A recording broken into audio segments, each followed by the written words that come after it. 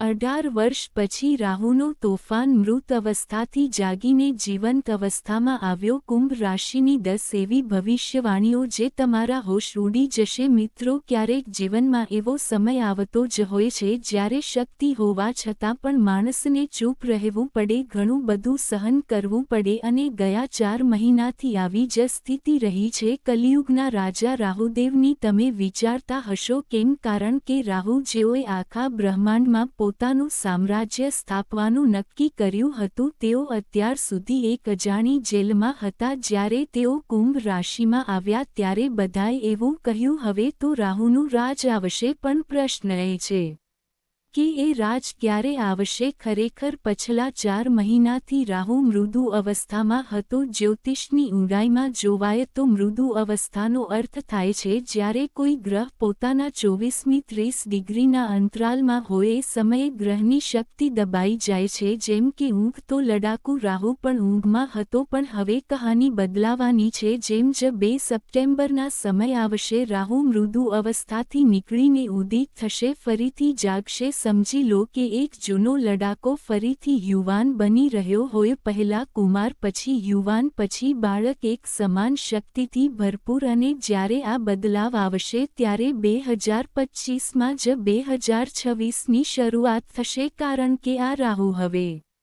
કેદમાંથી મુક્ત થઈ ગયા છે। જે પગમાં હાડકાં હતા તે તૂટવા જઈ રહ્યા છે, અને જ્યારે રાહુ મુક્ત થાય છે તો માત્ર બદલાવ નથી લાવતા, તોફાન લાવે છે। શાસ્ત્રોમાં કહેવામાં આવ્યું છે કે વધારે ભાગ ગ્રહ હવાના જેમ ચલાય છે, પરંતુ રાહુલ તોફાનની જેમ આવે છે, અને આ તોફાન કુંભ રાશિના જીવનને પૂરેપૂરું બદલી દેશે। રાહુલ તમારા પોતાના જ લગ્ન પર, તમારા પોતાના જગ્યા પર બેસ્યા છે, અને ફક્ત એટલું જ નહીં, તેમની 3 પ્રબળ નજરો પણ રમતમાં આવશે। પહેલી નજર પંચમ ભાવ પર છે, જ્યાંથી તમારી બુદ્ધિ શરૂ થાય છે અને સંતાનનો જોડાણ પણ છે। બીજી નજર સપ્તમ ભાવ પર છે, એટલે કે લગ્ન અને ભાગીદારીનું ઘર, અને ત્રીજી નજર નવમ ભાવ પર છે, એટલે ભાગ્યનું સ્થળ। વિચાર કરો, ભાગ્યના ઘરમાં રાહુની નજરનું શું અર્થ થાય? તેનો મતલબ એ છે કે હવે રાહુ તમારા જીવનની ઝડપ બદલી દેશે। રાહુની પ્રકૃતિ સમજો, એ લકીર ફકીર નથી, એ તે જ નથી કરે જે બધા કરે છે, એ પોતાનો રસ્તો પોતે બનાવે છે। જ્યારે અમૃત મેળવના સમય આવ્યો હતો ત્યારે રાહુને બીજા દેવતાઓની પરવાહ નહોતી, બસ લક્ષ્ય પર ધ્યાન દીધું અને અંતે અમૃત મેળવી લીધું। હવે એ જ રાહુ તમને પણ એ જ ગુણ આપશે। હવે તે શક્તિ, તે જુનૂન, તે વિદ્રોહી ઉર્જા તમારા અંદર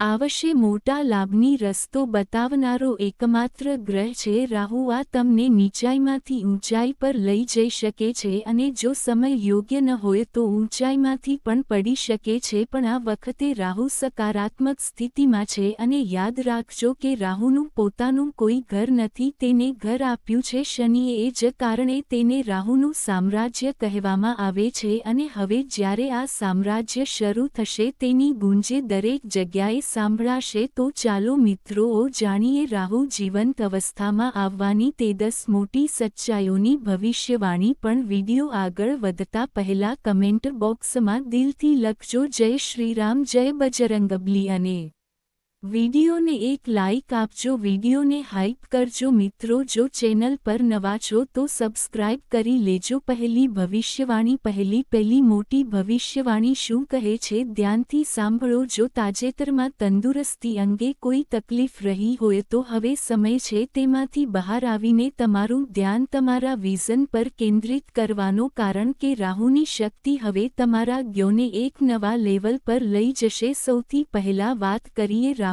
પહેલી નજરની, જે તમારા પંચમ ભાવ પર પડી રહી છે। યાદ રાખજો, રાહુ પોતે શેર માર્કેટ છે ગ્રહ માનવામાં આવે છે, અને પંચમ ભાવ પણ શેર માર્કેટ, રોકાણ અને સટ્ટા સાથે જોડાયેલો હોય છે આવા પરિસ્થિતિમાં આ દ્રષ્ટિ એ વાતનો સંકેત છે કે જો તમે સ્ટોક માર્કેટ ટ્રેડિંગ કે કોઈપણ પ્રકારના રોકાણમાં જોડાયેલા છો તો આવનાર સમયે તમારા માટે મોટા નફાનો દરવાજો ખોલી શકે છે. ફક્ત એટલું જ નહીં, પંચમ ભાવ કલા, ક્રિએટિવિટી અને બુદ્ધિમત્તાનું પણ પ્રતીક છે. જો તમે કોઈ કલાત્મક કાર્ય, ડિઝાઇનિંગ, કન્ટેન્ટ ક્રિએશન કે ઓનલાઇન પ્લેટફોર્મ પર કામ કરી રહ્યા છો તો રાહુની આ દ્રષ્ટિ તમને અભૂતપૂર્વ સફળતા આપી શકે છે. આ સમયે તમને ભીડમાંથી અલગ ઊભા કરી શકે છે. હવે વાત કરીએ સંતાનની સંબંધિત મામલાઓની. પાંચમ ભવન સંતાન માટે પણ હોય છે. આ સમયે સંતાન માટે શુભ અવસર બનશે. તેમની કરિયર કે કોઈ મોટા ધંધેમાં સકારાત્મક પ્રગતિ જોવા મળશે. રાહુની આ નજર સંતાનને શિક્ષા કે નોકરી માટે કોઈ દૂરનું સ્થાન જવાનું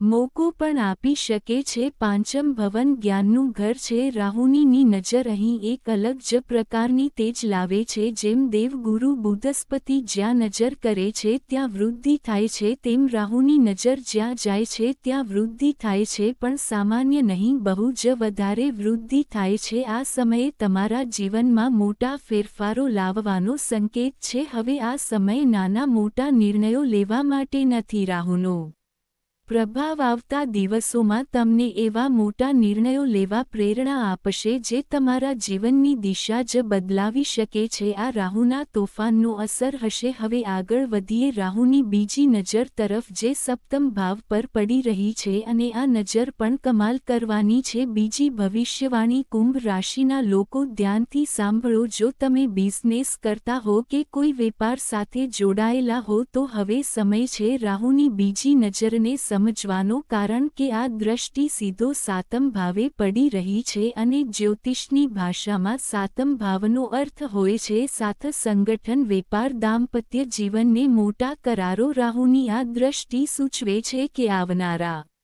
સમયમાં તમારા વેપારમાં નવી ઊંચાઈઓ જોવા મળશે છે. અત્યાર સુધી જે ક્લાયન્ટ્સ મળતા ન હતા, જે ડીલ્સ માટે તમે મહિનાઓથી પ્રયત્ન કરી રહ્યા હતા, તે ડીલ્સ હવે મળી જવા લાગશે. વેપારનું વિસ્તરણ, મોટા કોન્ટ્રાક્ટ્સ અને મહત્વપૂર્ણ ભાગીદારી, આ બધું રાહુની કૃપાથી શક્ય છે. સાતમ ભાવ ફક્ત બિઝનેસ પાર્ટનરશિપ માટે જ નહીં, તમારા દાંપત્ય માટે પણ મહત્વનું, જીવનનું પણ પ્રતીક છે. આ સમયે એવું વ્યક્તિ મળવાનું છે જે તમારા જીવનમાં સ્થિરતા લાવી શકે અને તમારા કામમાં મહત્વપૂર્ણ ભૂમિકા ભજવી શકે. અને માત્ર એ જ નહીં, જૂના મિત્રો કે જૂના સંબંધોમાંથી પણ તમને આ સમયે મોટું સહયોગ મળશે. કોઈ એવું કામ જેની તૈયારી તમે બહુ પહેલા કરી હતી પણ પરિસ્થિતિઓને કારણે તે કરી ન શક્યા. રાહુની દ્રષ્ટિના પ્રભાવથી એ અધૂરા કામ હવે પૂરું થઈ શકે છે. એટલે કે રાહુની આ દ્રષ્ટિ તમારા જીવનમાં નવા અવસરોના દરવાજા ખોલી રહી છે. અને આ બધું માત્ર સંયોગ નથી પણ જ્યોતિષશાસ્ત્રનું સિદ્ધાંત છે કે જ્યાં રાહુની દ્રષ્ટિ પડે છે, હા, ત્યાં બદલાવ તોફાનની જેમ આવે છે. તૈયાર રહેજો, કારણ કે રાહુનો આ આશીર્વાદ હવે તમારા વ્યવસાય અને જીવન બંનેમાં નવી દિશા લાવશે.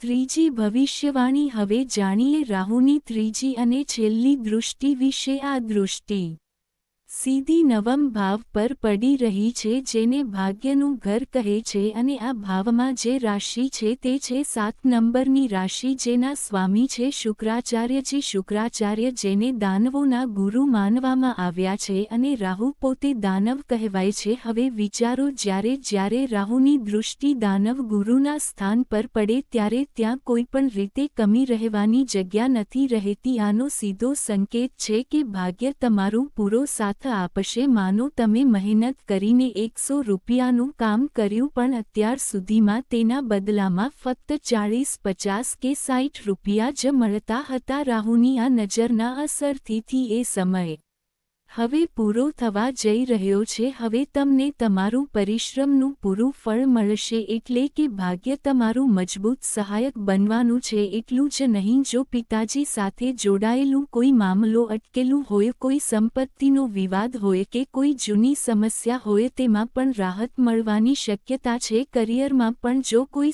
સિનિયર બોસ કે કોલીગના કારણે તણાવ હોય તો તે ટેન્શન હવે ખતમ થશે. ધ્યાન રાખજો, રાહુની મનોવૃત્તિ હંમેશા એવી જ રહી છે, મને કોઈપણ સ્થિતિમાં મારું લક્ષ્ય હાંસલ કરવું જ છે. જ્યારે અમૃત મેળવવાનો સમય આવ્યો ત્યારે રાહુએ બધા નિયમો તોડી નાખ્યા પણ પોતાના લક્ષ્ય સુધી પહોંચી જમ્યો. હવે એ જ દૃઢતા, એ જ જીદ રાહુ તમને પણ આપશે. આ દ્રષ્ટિ તમને એવી મનોવૃત્તિ આપશે કે કેટલી પણ મુશ્કેલી આવી જાય, તમે તમારા લક્ષ્ય પર અડગ રહીને અંતે તેને પામશો. આ રાહુની સૌથી મોટી ભેટ છે. છેલ્લી ભવિષ્યવાણી દરેક સિક્કાના બે બાજુ હોય છે. એ જ રીતે રાહુના આ પ્રભાવના પણ બંને પાસા હોય છે. એક તરફ આ શક્તિ અને સફળતા તરફ લઈ જાય છે તો બીજી તરફ તેનો નકારાત્મક પાસો છે, ડર અને ભ્રમ. રાહુનો સ્વભાવ એવો છે કે ક્યારેક તે અમને ગૂંચવણમાં મૂકી દે છે, વારંવાર ડરાવે છે અને ભ્રમ સર્જે છે. પણ યાદ રાખજો કે એ જ સમય છે જ્યારે તમારે આ બધાથી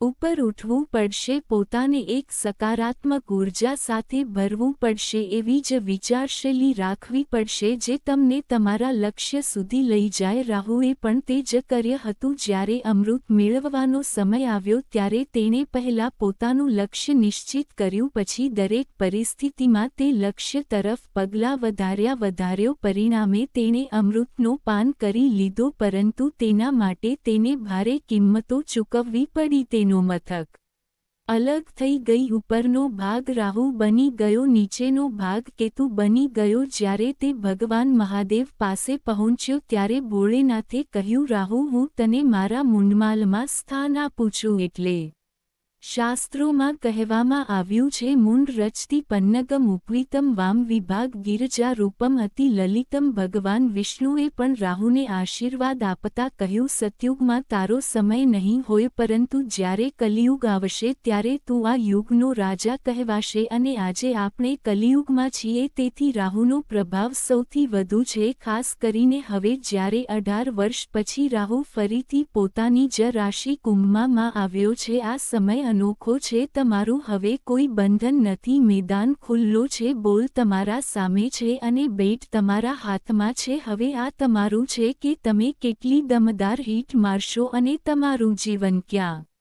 સુધી લઈ જશો. રાહુને ખુશ કરવા માટે ભગવાન શિવની પૂજા સૌથી અસરકારક કહેવાય છે. ગંગાજળથી સ્નાન, પવિત્ર તીર્થયાત્રા, આ બધું રાહુના દોષોને દૂર કરે છે. અને આ સમયે તો રાહુ સ્વયં તમારા અંદર હાજર છે, તમારી રાશિ આ જગ્યાએ છે. એટલે જ્યારે પણ નાહો ત્યારે પાણીમાં થોડું ગંગાજળ જરૂર મિક્સ કરવાનું. આથી રાહુનો સકારાત્મક પ્રભાવ વધારે મજબૂત થશે, નસીબમાં વધારો થશે અને કારકિર્દીમાં નવી શરૂઆત માટે માર્ગ ખુલશે. આશા છે કે તમે આ જ્ઞાન સમજ્યું હશે અને તમારા જીવનમાં અમલમાં લાવશો. જો મારું સમજાવવાનો પ્રયત્ન તમને ઉપયોગી લાગ્યો હોય તો પ્રેમભર્યો લાઇક અને કોમેન્ટ કરજો. અને હા, જો હજી સુધી તમે ચેનલને સબસ્ક્રાઇબ ન કર્યું હોય તો તે જરૂર કરજો. ફરીથી સૌને શુભ દિવસ. ભગવાન મહાદેવનો આશીર્વાદ તમારા પર રહે.